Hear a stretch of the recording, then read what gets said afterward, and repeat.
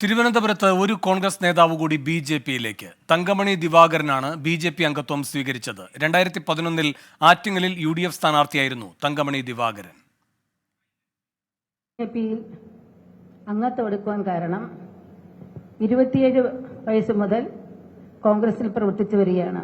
പക്ഷെ എനിക്ക് അവിടെ നിന്നുണ്ടായ അവഗണനയും, പക്ഷെ എനിക്ക് മാത്രമല്ല പല സ്ത്രീകൾക്കും അവിടെ നിന്നുണ്ടായ അവഗണനയും, അതുപോലെ തന്നെ സ്ത്രീകളെ ബഹുമാനിക്കുവാൻ കോൺഗ്രസ് ഇന്ന് കാണിക്കുന്ന വിമുഖതയുമാണ് എനിക്കിതിൽ അംഗത്വം എടുക്കുവാൻ എന്നെ പ്രേരിപ്പിച്ചത്. അലക്സ മുഹമ്മദ് തിരുവനന്തപുരത്ത് നിന്ന് കൂടുതൽ വിവരങ്ങളുമായി ചേരുന്നു. അലക്സ, എന്താണ് തങ്കമണി ദിവാകരൻ പറയുന്നത്?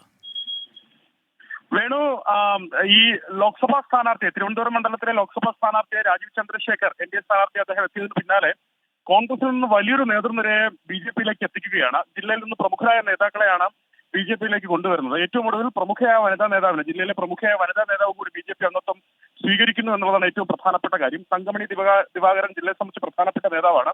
അവർ മുൻ AICC അംഗമാണ്.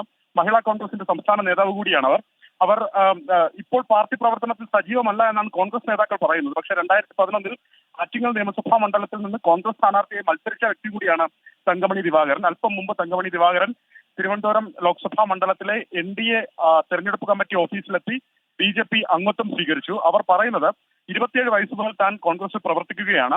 തനിക്ക് കൊടിയ അവഗണനയാണ് ഈ പാർട്ടിയിൽ നിന്ന് നേരിട്ടത്. വനിതകളെ ബഹുമാനിക്കാൻ അറിയാത്ത പാർട്ടിയാണിത്. അത് തനിക്ക് മാത്രമുള്ള അനുഭവമല്ല, നിരവധിയായ ആളുകൾക്ക് അത്തരത്തിലുള്ള അനുഭവമുണ്ട്. അതുകൊണ്ടാണ് താൻ പാർട്ടി വിടുന്നതെന്നാണ് അവർ വിശദീകരിക്കുന്നത്. ഈ പ്രമുഖ ചലച്ചിത്ര സംവിധായകനായ ലെനിൻ രാജേന്ദ്രന്റെ സഹോദരി കൂടിയാണ് തങ്കമണി ദിവാകരൻ. എന്താണെങ്കിലും കൂടുതൽ പേർ അടുത്ത ദിവസങ്ങളിലും BJP-യിലേക്ക് എത്തും എന്നാണ് BJP നേതാക്കൾ പറയുന്നത്. അങ്ങനെ തിരുവനന്തപുരം ജില്ലയിൽ BJP-യുടെ ഈ ഓപ്പറേഷൻ ലോട്ടസ് അത് പുരോഗമിക്കുന്നു. വേണു. അലക്സ മുഹമ്മദ് തിരുവനന്തപുരത്ത് നിന്ന്.